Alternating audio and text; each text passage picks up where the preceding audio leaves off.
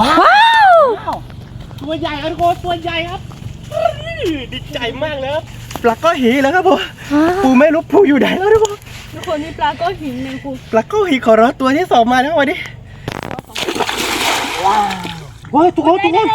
ว้าวว้าวได้กบแล้วว้าวเย้สุดยอดเลยครับผมนะทุกคนสุดยอดเลยครับผมนี่ทุกคนคำใหญ่ๆนะคะทุกคนนี่เพื่อนเข้าป่าก็เก็บใบไม้กินก็ได้ครับทุกคนโซนแล้วนะทุกคนสวัสดีครับวันนี้มาพบกับผมจอไดอะครับผมวันนี้ผมจะมาตบรังที่แม่น้ำเมินกันนะครับทุกคนไม่รู้ว่าเราจะได้ปลาหรือเปล่านะครับเราดูกันว่าเราจะได้ปลาหรือเปล่านะครับเจอกันนะครับผม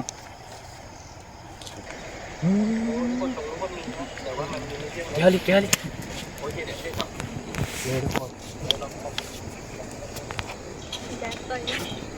มาดูตัวใหญ่ๆครับปลาก้อนหินยันเลย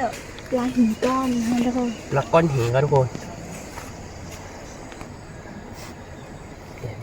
อันนี้นะคะทุกคนเราได้ปลาก้อนหินนะคะ1ตัวแล้วนะคะทุกคนรอดูกันว่าเราจะได้กันอีกไหมคะทุกคนต้องรอดูนะคะเดี๋ยวแกะก่อนนะคะนี่ตัวแรกของเราทุกคนไม่รู้ว่าเราจะได้เพิ่มหรือเปล่านะครับเราดูกันนะครับผมอันนี้ก็คือที่มันกินไปเมื่อกี้ในเหยื่อยาหยุ่งนะครับทุกคน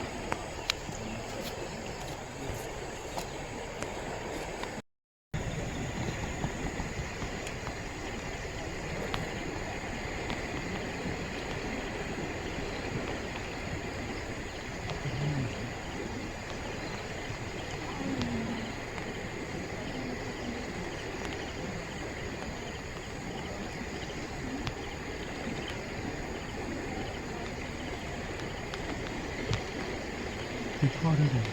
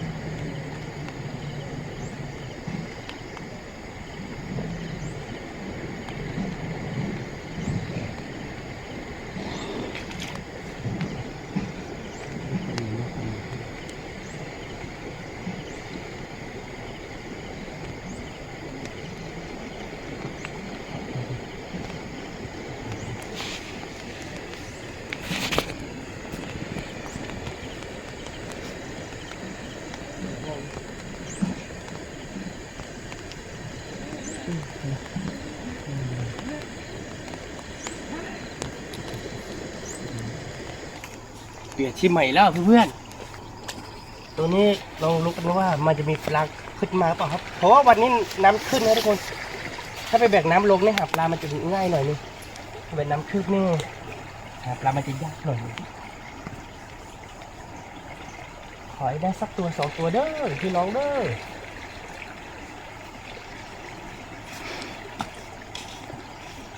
มีตามมอปลาเด้อ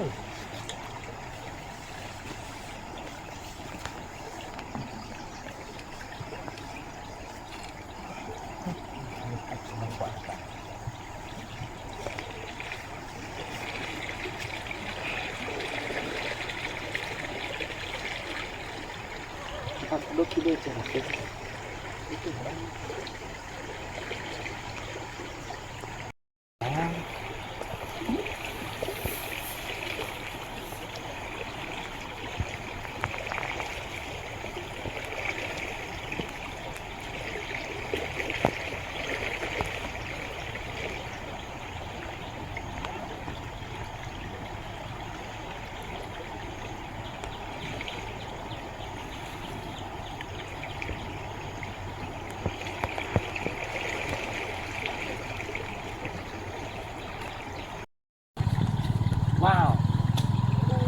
ว้าวทุกคน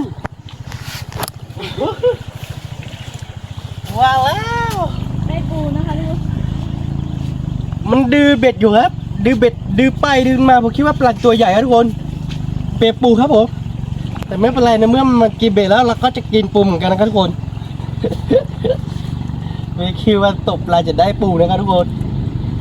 สุดยอดเลยครับผมว้าวตัวใหญ่ครับทุกคนตัวใหญ่ครับดีใจมากเลยครับปูไม่เด็ดไปกี่กินนะทุกคนปลาก็หีแล้วครับผมปูไม่รู้ปูอยู่ไหนแล้วทุกคน ทุกคนนี่ปลาก็หินเลยครู ปลาก็หีขอร้องตัวที่2มาแล้ววันนี้ดีใจมากครับผมว้าวดีใจไหมครับ ดีใจมากทุกคนนี่ตัวที่2แล้วนะคะทุกคนตัวใหญ่เท่าตัวเมื่อกี้เลยนะคะ ทุกคนนี่ยังกินไม่หมดเลยทุกคน เฮ้ยได้ตัวที่2แล้วครับผม ตัวที่2แล้วเราดูว่าตัวที่3จะมาหรือเปล่านะคะ ทุกคนรอดูนะคะ ปูไม่หนึ่งเหรอแต่ได้ฉีกอะไรกัน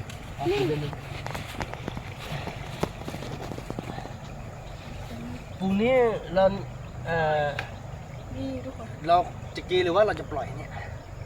ไปเป็นปูนำโชคก็ได้แต่ว่าเราหัดมือไปสองแล้ว นึกบอดเดลิออกิ แล้วเมื่อเราหักก้างเล็กๆแล้วก็เราจะกีนะทุกคนถ้าเรายังไม่ได้หักนี่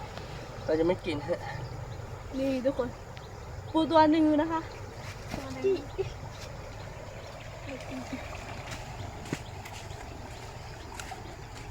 เราดูตัวที่3นะคะว่าจะได้ไหมทุกคน วันนี้2ตัวกับปู1ตัวนะคือเราเคยนี่ขนาดโดมปูเนี่ยผมเพื่อขึ้นไปนี่มันติดไม้เลยทุกคนผมคิดว่าปลาตัวใหญ่ครับดูแรงเหมือนกันนะทุกคน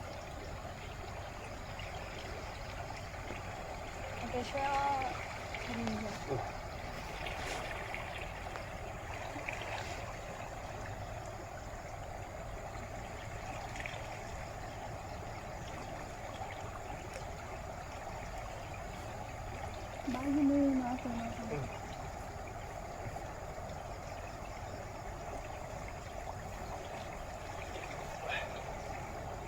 แล้วก็หินของเรา2ตัวแล้วทุกคน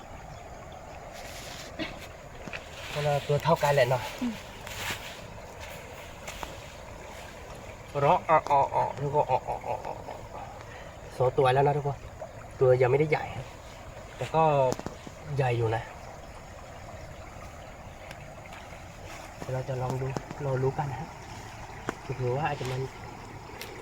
ติดอยู่สักตัวหนึ่งเราจะเปลี่ยนทิศใหม่กันฮะเอาไปถึงนะ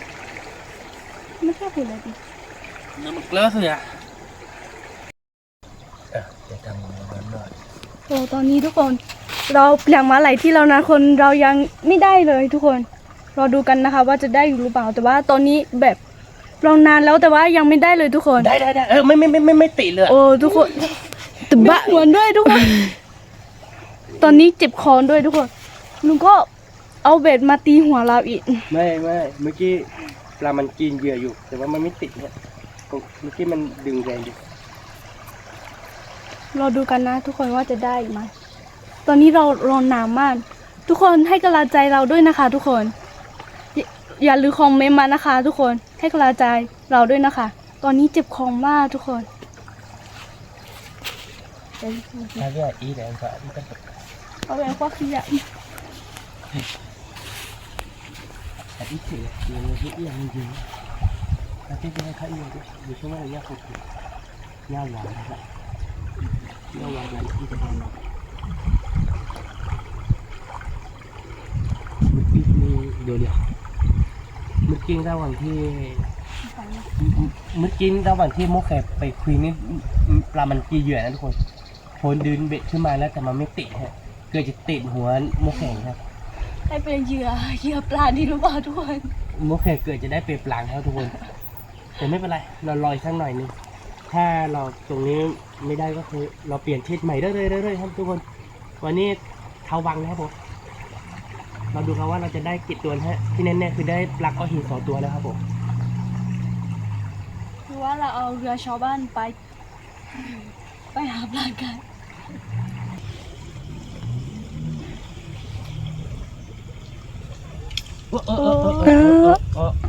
มันหลุดนะทุกคนโอ้น่าเสียดายครับ เสียดายมากทุกคนหลุดแล้วหนึ่งตัว หลุดเฉยเลยครับโอ้ยตัวใหญ่อยู่นะครับ เมื่อกี้ผมเห็นอยู่ตัวยาวๆตัวขาวๆทุกคนหลุดเฉยนะครับโอ้ยน่าเสียดาย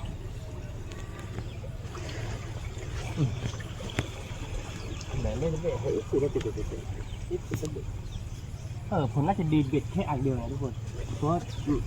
มันตีเหยื่อทีเดียวสองตัวเนี่ยดีมาสองอันมันไม่ติดเลยมันไปติดกันเนี่ยต้องใส่แบบห่างๆนะครับ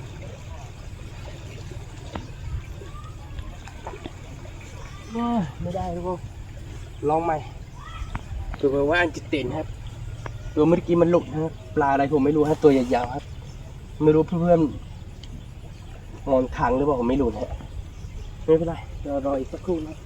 จะดูว่าจะมันกิน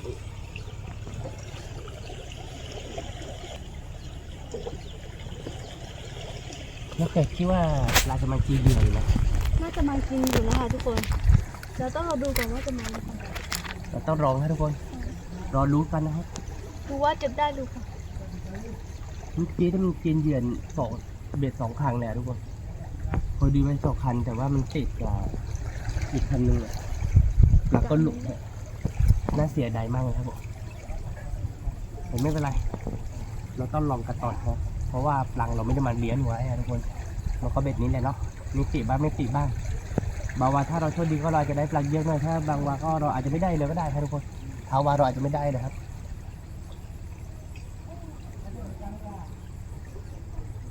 ตอนนี้ถ้า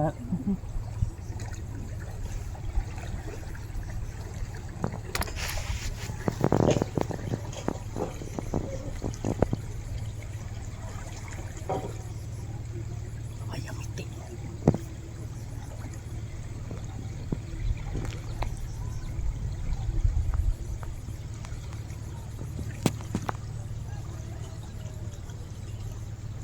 ยังไม่ติดครับ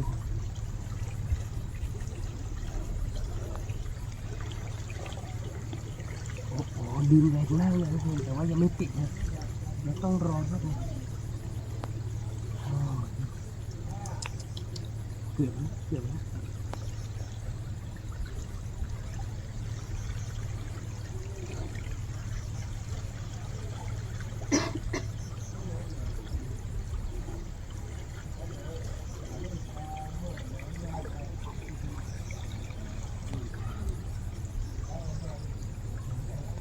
นี่ที่บ้านคน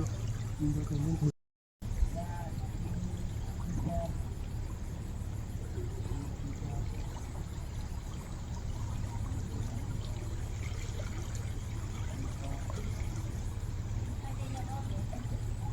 มันมาดูดูให้หมดเลย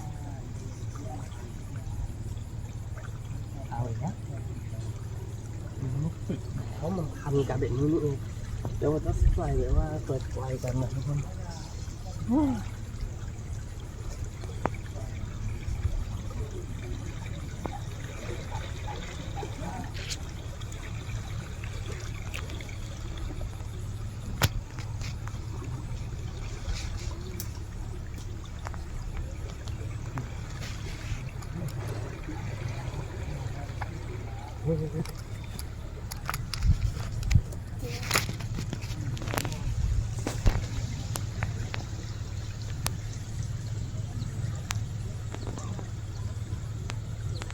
โอ้ทุกคนเป็ด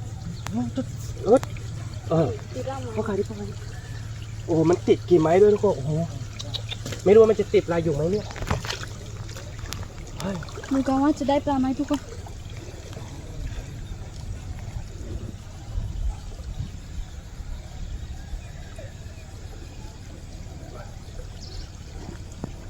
ปลามันหลุดไปแล้วทุกคนน่าเสียใจนะเมื่อกี้แป๊บๆมันติดเลยทุกคนน่าเสียใจครับแต่ไม่เป็นไรน่าเป็นก็ไม่ค่อยเจ็บเราได้เสียเดือดนะเราใส่คาร์บอนไม่รู้เราลงไปแบบนั้นเราจะขึ้นใหม่หรือเปล่านะทุกคนเรือจะไม่ขึ้นมาแล้วก็ได้นะ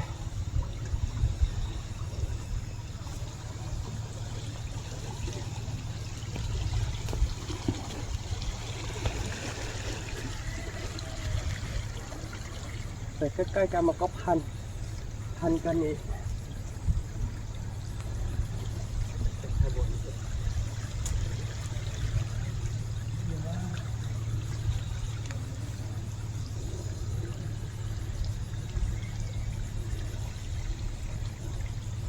ว่าจะเนี่ย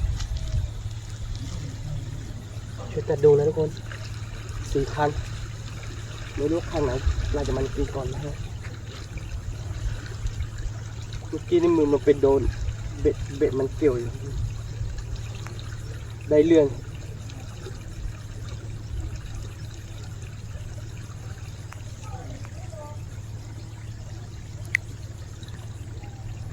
บ้านอะไรวะเราเปลี่ยนที่ใหม่กันทุกคนตรงนี้หลักน่าจะไม่มีนะครับมันกินเหยื่อหลายรอบนะดูขึ้นมาก็โดนตัวหนึ่งแต่ว่ามันขึ้นมาแค่แวดเดียวมันก็ตกลงไปแล้วก็มันกินเหยื่ออยู่หลายรอบนะแต่ว่ามันไม่ติดเลยเดี๋ยวเราจะไปข้างหน้ากันต่อนะวันนี้เราไม่รู้ว่าเราจะได้เพิ่มหรือเปล่านะเนาะไม่ได้ก็ได้ถ้าเราเพิ่มดีก็เราจะได้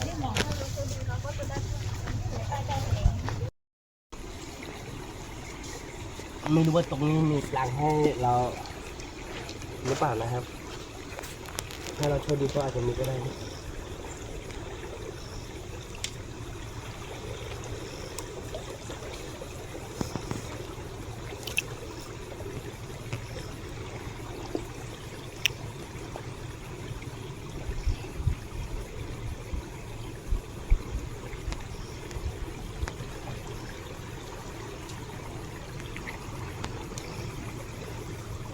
หรือตามอาสาเดิน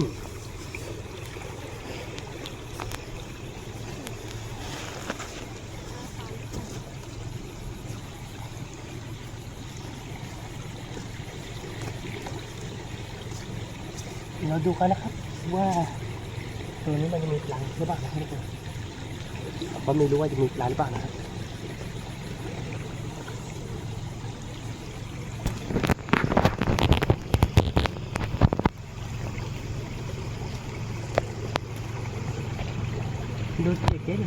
นี่เมื่อเรามันรองก็นานแล้วครับผมเราเปลี่ยนที่ใหม่เนี่ยเรามันรองคงนานแล้วครับผมแต่คือปลายังไม่มันกินเหยื่อนะครับ ตอนนี้ก็คือเราต้องชุบคอมสักหน่อยครับทุกคนคอมของเราก็เสร็จหมดแล้วครับหวังว่าปลาจะมันกินเหยื่อนะครับทุกคนไม่เป็นไรเราไม่มากินเหยื่อเรากินแตงโมก็ได้ครับมันเปรี้ยวๆนะคะ ทุกคนทุกคนอาจจะไม่เคยกินนะคะ แต่มันเปรี้ยวๆแบบนี้นี่แกเปรี้ยวๆมันเสาได้แกเลยอยากกินแล้วโอเคผ่ายังไม่เสร็จสักทีตากล้องนี่กินน้ำลายไหลแล้วนะทุกคนคือน้ำลายก่อนนะครับเดี๋ยวผมจะลองกินดูนะครับเผื่อว่าทุกคนเดี๋ยวเราจะให้กีปลาด้วยปลาจะมากีของเราบ้างนะครับนี่ครับกินโซ่เสร็จแล้วก็มากีเหยื่อของเราด้วยนะครับผม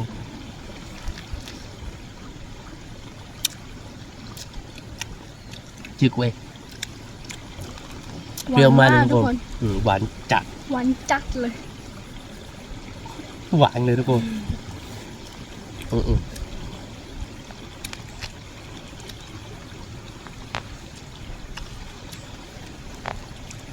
มันเต็มโมคาชิแหละ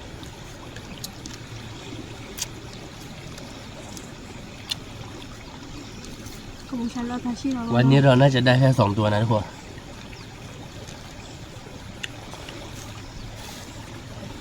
แต่เรายังไม่ยอมแพ้ครับทุกคนตราบใดที่เรายังไม่ยอมแพ้เราอาจจะมีโอกาสได้อีกก็ได้ครับ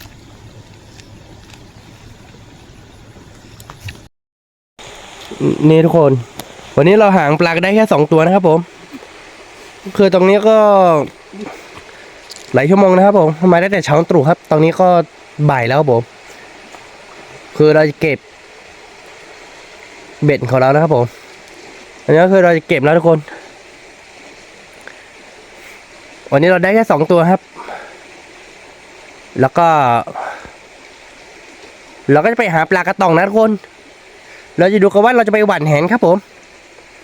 ไปวางแหในบ่องที่ น้ำขึ้นแล้วก็น้ำโรยแล้วก็เหลือตองไม่น้ำเงินขึ้นแล้วก็ตอนนี้เหลือไปบอกเดียวครับผมปลาน่าจะมีนะทุกคนรอดูกันนะครับผมตอนนี้คือเราเกตเบรกแล้วครับผม นี่ทุกคนไม่ได้เพิ่มเลยสักตัวนะคะทุกคน ได้แค่2ตัวใช่ไหมครับโชว์ปลาให้ดูหน่อย นี่ทุกคนได้แค่2ตัวนะคะนี่ ได้แค่2ตัวทุกคน แล้วก็เราก็จะไปหาปลากระตอกนะครับ จะไปหว่านแหนะครับผมตัวลูกคิดว่าไปหาไปหว่านแหจะได้ปลาเปล่า ได้ค่ะน่าจะได้เยอะกว่าตบปลานะคะทุกคน ไม่เป็นไรเดี๋ยวเราจะไปหว่านแหกระตอกครับผม ไปกันเลยทุกคน เราจะไปหว่านแหกระตอกครับทุกคน ไปวางแหกันต่อนะคะทุกคนว่าตกปลาไม่ได้ปลาแล้วทุกคน ก็ขึ้นหวานแหแล้วทุกคน ถ้าได้ต้นซาตัว2ตัวนี่ดีเลยค่ะทุกคน ได้ไม่เยอะไม่เป็นไรนะวันนี้ ใช่ วันนี้อาหารไม่ได้เลยทุกคน มันตกปลาตั้งแต่เช้าตรู่ครับผม ตอนนี้ก็บ่าย1แล้วผม ไม่ได้ครับ ก็อาหารกินแบบธรรมชาติก็มีได้บ้างไม่ได้บ้างแบบนี้แหละนะทุกคนเนาะ วันนี้หาปลาได้แค่2ตัวครับเพื่อนๆอันนี้คือ เราจะไปหว่านแหกระตองครับ ไม่รู้ว่าจะได้เพิ่มหรือเปล่านะทุกคน มันตกปลาทวังนะครับ ไม่ได้ครับผม ก็คือเราจะไปหว่านแหกระตองนะครับเอาไปครับเจอกันตอนหว่านแหนะครับทุกคน ไปแล้วครับ จะได้ปลาหรือเปล่านะทุกคน มันจะมีปลาหรือเปล่านะเนาะแค่เนาะเผื่อว่าเราอาจจะได้ก็ได้เนาะ ใช่เผื่อว่าได้ตัว2ตัว ว้าวตอนนี้คือยังไม่ต้องลงครับ เดี๋ยวเราจะดึงขึ้นมันก่อน เดี๋ยวหวันหลายๆทีแล้วก็คือ เราต้องลงครับเพราะว่ามันมีดินแล้วก็ปลาก็อาจจะเข้าไปในดินก็ได้ จ้าเดี๋ยวสิจะได้ไหมทุกคน จะได้ไหมเนี่ยเฮ้ยทุกคนทุกคน ได้ทุกคนว้าวว้าว ได้กบแล้ว ว้าวเย้สุดยอดเลยครับผม ตัวนะทุกคน สุดยอดเลยครับผม นี่เอ๊ะพร้อมแล้วเนาะ สำหรับลินจี้น่ากินมาก ว้าว นี่ทุกคนได้กินกบ1ตัวนะทุกคนนี่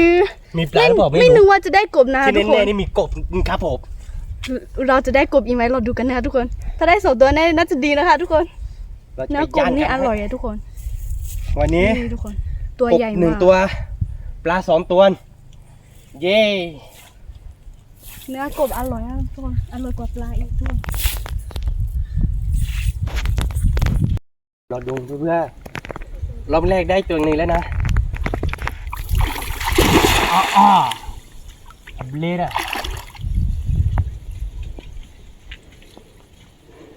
มีปลาหรือเปล่าเราก็ยังไม่รู้เลยทุกคนนี่ที่ผมลุ้น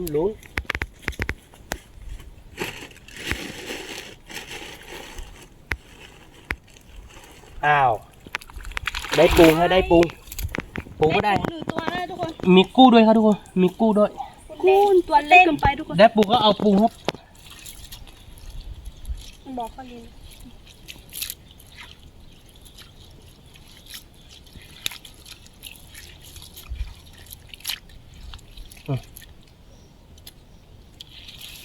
ได้ปู1ตัว เราจะหวันแบบว่าหลายๆรอบหน่อยครับทุกคนเผื่อว่าอาจจะได้ปลาก็ได้ครับวัดโอ้มันลึกเหมือนกันนะเนี่ย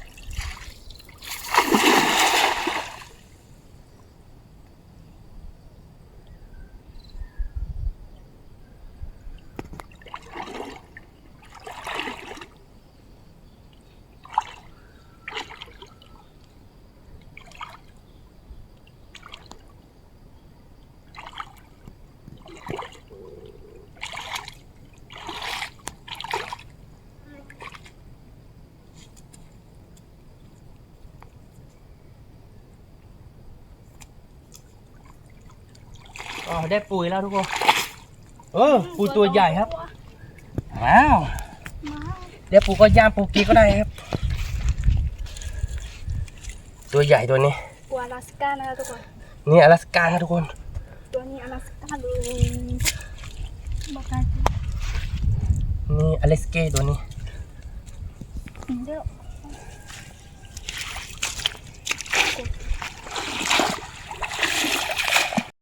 ตรงนี้มันจะมีไหมเนาะเราดูข้างๆก็ได้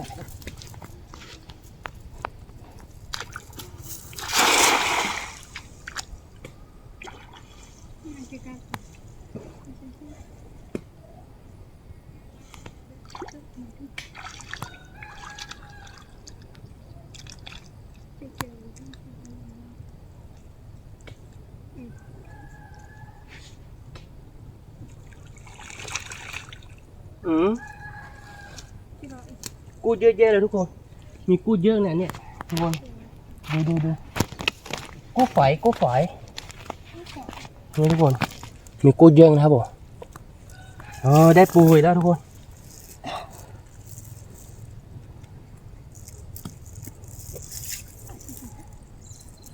เด็กคิดดีแล้วเนาะ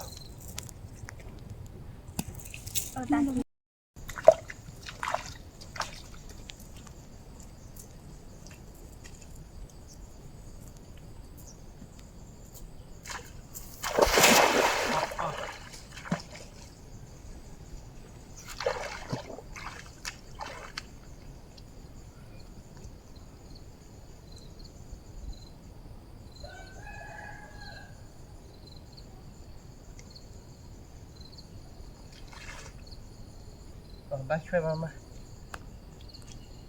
ได้เด็กปรุงครับทุกคนแสดงว่าปลาไม่มีครับ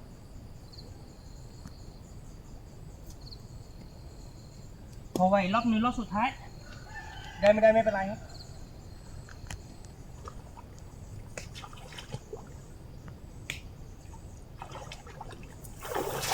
อ้าวนักแข่งเหมือนนี้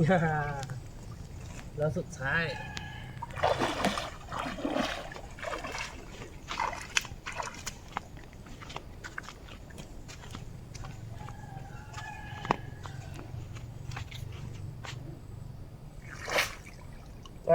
ได้ปูตัวเล็กไม่เอาครับเอาละทุกคนแต่เดี๋ยวว่าบ่อนี้ไม่มีปลาครับวางไว้หลายรอบแล้วนะไม่ได้ปลานะครับผมแต่เดี๋ยวว่าไม่มีปลาครับได้กบตัวเดียวแล้วก็ปูหลายตัวนะทุกคนพอแล้วครับผมวันนี้ไปตกปลาได้ปลา2ตัวแล้วก็มาไว้ให้ได้กบ1ตัวพอแล้วครับผมเราไปย่างกินกันครับผมนี่เพื่อนๆเราจะมาย่างกบแล้วก็ย่างปลากินครับกบ1ตัวปลา2ตัวนะครับผมคิดว่ามันจะอร่อยไหมครับอร่อยค่ะ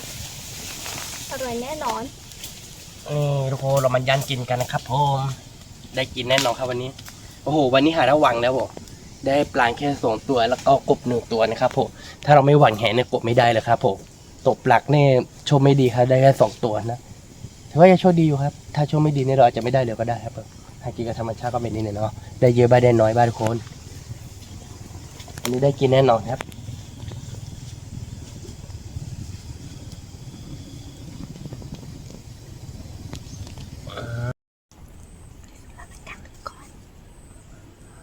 นี่ทุกคน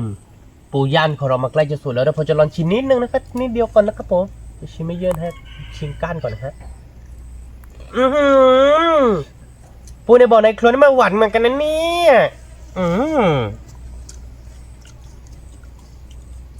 ปลาของเรามาใกล้จะสุกแล้วทุกคนตอนนี้เราดับไฟแล้วเราเอาแต่ขี้ไฟขี้ฟืนอย่างเดียวครับผมก็เราจะดูกันว่ามันใกล้จะสุกหรือยังเนี่ยใกล้แล้วก็9.99แล้วทุกคนเหลือประมาณ 2% ครับเฮ้ย0.01%ครับสักครู่นะครับรออีกสักครู่ครับผมได้กินแน่นอนครับตอนนี้น้ำลายเยี่ยมหมดนะครับผมหิวมากแล้วนะคะทุกคนหอมมากเลยทุกคนแต่ว่าตอนนี้คือมือเคล็ดหว่างแหไม่ค่อยถนัดครับก็เลยหว่างแหนิดเดียวครับทุกคนยังไม่หายดีนะครับผมนี่ทุกคนปลาของเรามันสุกแล้วครับผมนี่ทุกคนสุกแล้วครับปูสุกแล้วนะคะทุกคนปูสุกแล้วทุกคนเราจะแกะแล้วนะครับผมดูกันนะครับนี่ทุกคนวันนี้เรามีส้มตำลูกชิดข้าวเหนียวอะไรเยอะแยะเลยทุกคนหอมมากเลยครับผมปลาย่างครับทุกคนหอมมากทุกคนเดี๋ยวว่าจะลองชิมดูนะครับผมว่ามันจะอร่อยขนาดไหนครับผมเราดูกันนะครับชิมคำแรกกับปลาคำตบๆนะครับทุกคน นี่เพื่อนๆเดี๋ยวเราชิมเนื้ออย่าเดียวนะฮะ แซ่บบอ เนื้อหวานมากเรากินดูหวานมากๆแล้วก็ผมจะลองกินส้มตังดูนิดนึงครับทุกคน ใช้ ว่า นะคะ เนื้อเปรี้ยวไหม ร้อนเป็นทรงมัมไม้นะคะ ทุกคน อืม ตรงมาก ส้มตังไม่ค่อยเปรี้ยวนะทุกคน นี่ทุกคน ทุกคน กินกัน ไม่จะอยู่ในปากนะเดี๋ยวว่าจะหาขอดเปรี้ยวได้นะทุกคนมาดูกันนะครับ นี่ทุกคนสามารถกินได้นะครับ ผมไม่ได้โกหกนะทุกคน อันน่าเชื่อคำยิ้มย้ายเลยนะทุกคน แต่ใบอ่อนๆแบบนี้มันจะอร่อยกว่า นี่ทุกคนผมจะลองกินให้ดูนะครับ คนกินใบไม้ได้ฮะ มันเป็นอะไรอ่ะกินสดๆนะคะ ชิกล้วย เปรี้ยวมาก เปรี้ยวมากทุกคน นี่ ถ้าไม่มีมะนาวก็ใช้นี่ก็ได้นะทุกคนเอาชิ้นก่อนเลย ชิกล้วย กินกับข้าวเหนียวนะทุกคนแซ่บ หวานมากทุกคน ปลาแซลมอนนะคะทุกคนซาซิมิ นี่ทุกคนเขาจะวางลูกชิ้นเขาจะวางแบบว่า นี่ทุกคนดูมีปูมีปลามีลูกชิ้นมีนี่แล้วก็จะวางกบด้วยนะทุกคนนี่ทุกคนเราจะกินแบบว่าอะไรนะ คำใหญ่ๆทุกคน เนื้อปลาหนีครับทุกคนเนื้อกบหนีครับนี่ทุกคนนี่ครับทุกคนส้มตำแล้วก็มีปลาแล้วก็มีกบแล้วก็มีปูครับผมจะกินแบบดิจิทัลเลยนะครับทุกคน ดิจิทัลเราจะกินกับใบไม้กันนะคะใบอะไรนะคะใบดูเลยดูใบเปรี้ยวนะคะ เพราะว่ามันเปรี้ยวค่ะทุกคน ไอเดียชื่อไหมถั่วครับ เรียกว่าใบเปรี้ยวค่ะ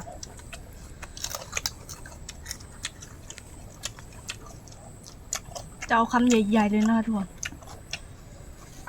อร่อยมากทุกคนกินข้าวเหนียวคำนึงครับ นี่ทุกคนอันนี้ยังดีแซ่บแน่ทุกคนจิ้มกับน้ำส้มตาลนิดนึงนี่ทุกคน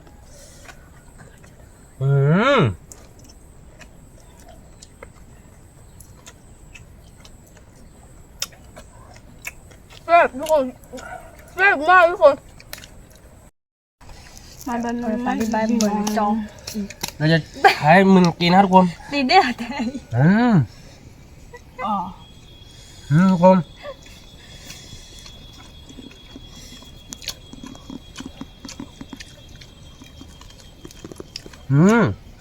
ผมเนี่ยหวานมาก เนื้ออร่อยมาก นี่นะคะทุกคน โอ้อร่อยมากเลยครับ นี่ทุกคนคำใหญ่ๆนะคะทุกคน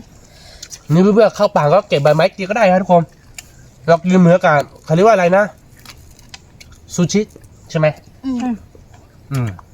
ซูชิแบบบ้านๆนะคะทุกคน นี่วันให้ครบครับทุกคน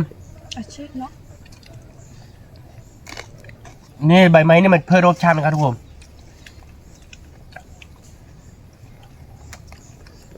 เราจะใส่ให้ครบสุกนะครับผมนี่ทุกคนเต็มปากเต็มคำครับแล้วก็ เดี๋ยวให้มันก่อนว่าก้อยป่ะ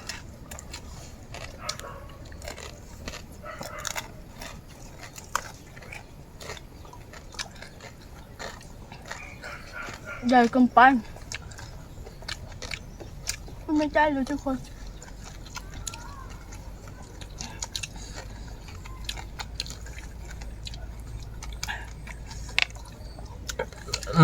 เมื่อกี้ใหญ่เกินไปทุกคนกล้าปูมันหนีกล้าปูมันหนีคางครับ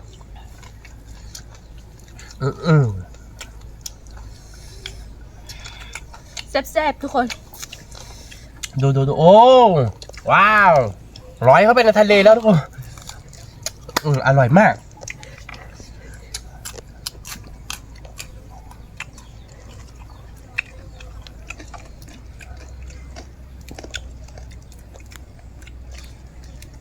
วันนี้กินกับซุปตำนี่อร่อยมากทุกคน แซ่บ นี่ทุกคนกีเบ็ดทั้งตัวนะครับ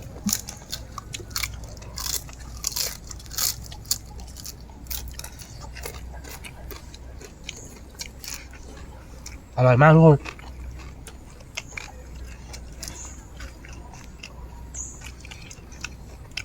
เนื้อปูเนื้อปลามันก็หวานนะครับทุกคน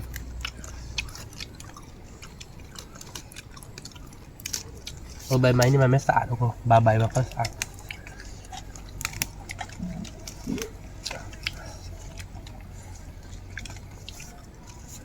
ดูตามธรรมชาติก็แบบนี้เลยเนาะเอาไปล้างหน่อยนึงก็ดีครับทุกคนไม่ล้างก็ได้ครับแต่เราไม่จำเป็นต้องล้างหรอกครับ หน้าตาปลาล้างอยู่แล้วครับผมใช่ไหมครับ ตอบมาหน่อยดิ ๆไม่ตอบแล้วอะตอนนี้กินดีกว่าอร่อย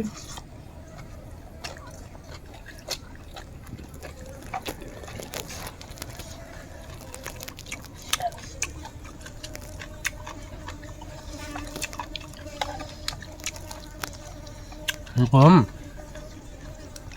ปลาของเรายังเหลืออยู่ใหญ่ๆเลยครับผมมีก้านหรือเปล่าผมไม่รู้นะทุกคน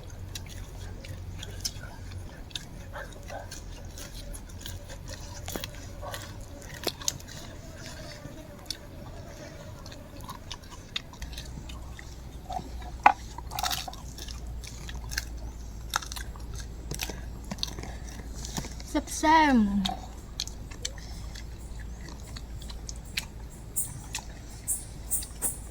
อร่อยมากทุกคนใบไม้เนี่ยสามารถกินได้ทุกคนถ้าเจอในปาก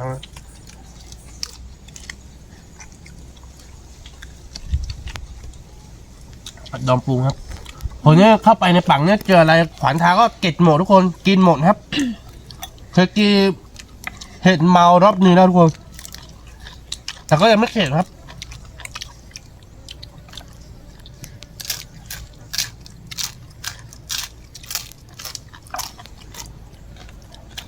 เอาเจนจริงย่างพี่ได้คุณ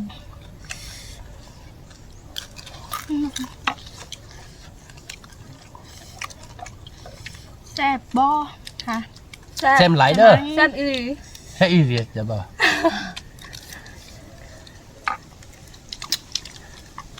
ตอนนี้กบเหลือแต่หัวแล้วนะคะอร่อยมากเลยค่ะ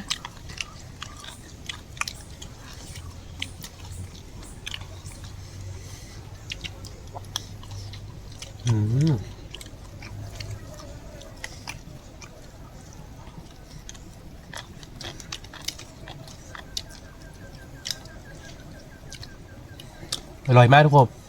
อร่อยจริงๆครับ ย่างดี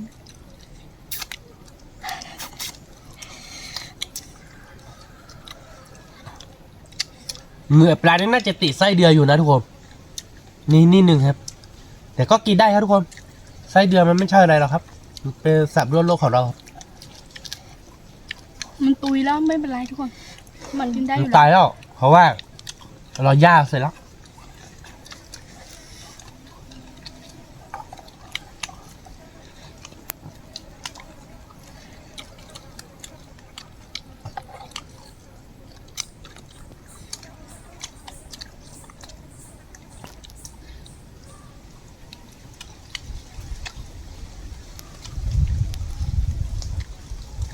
หัวปลาเนี่ยกล้ามมันเหนียวอ่ะทุกคน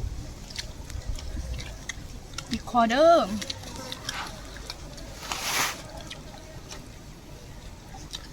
นี่เป็นไง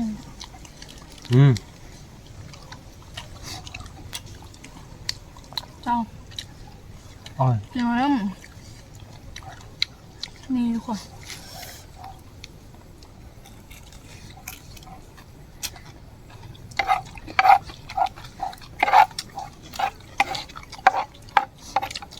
เสร็จเด้อขอรับหนึ่งคำ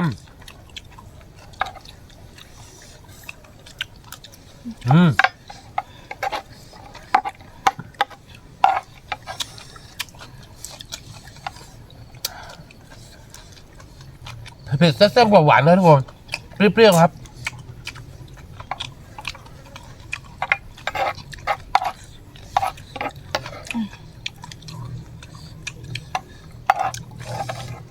คำสุดท้ายแล้วนะคะทุกคน น้ำหยดน้ำอยู่ทุกคนอร่อยมาก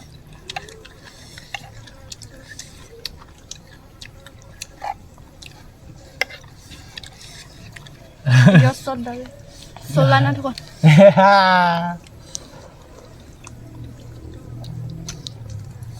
จะไม่ไปให้ทุกคนแล้วนะคะ เราจะกินแล้วกินคนเดียว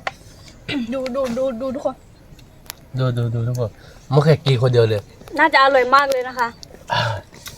โอเคไม่แบ่งใครเลยค่ะ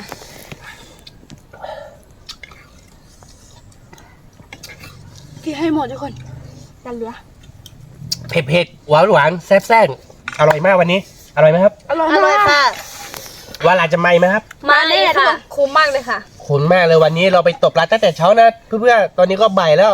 เราได้ปลาแค่2ตัวแล้วก็มาไหวแหได้กล้วยอีกตัวนึงแล้วก็ได้เอาของมานิดๆหน่อยๆครับเอาส้มตำแล้วก็ข้าวเหนียวมันครับผมเพราะว่าเรากะว่าถ้าเราไม่ได้อะไรก็เราคือจะกินส้มตำกับลูกชิ้นแล้วก็ข้าวเหนียวนี่แหละนะครับ แต่ก็ได้กับข้าวอยู่ครับผมถือว่าเราโชคดีอยู่ใช่ไหมครับ ใช่ค่ะ หวังว่าเที่ยวหน้าเราจะได้เยอะกว่านี้ เที่ยวหน้าเพื่อนๆอยากให้เราไปไหนก็เมย์บอกนะครับผมขอกำลังใจคนละ1 ไลค์ด้วยครับผมสำหรับคลิปนี้ก็คงไม่มีอะไรมากครับถ้าชอบใจคลิปของเราก็อย่าลืมกดไลค์กดติดตามช่องของเรานะครับและที่สำคัญอย่าลืมกดกระดิ่งครับผมเจอกันคลิปวิดีโอหน้าครับผมสวัสดีครับ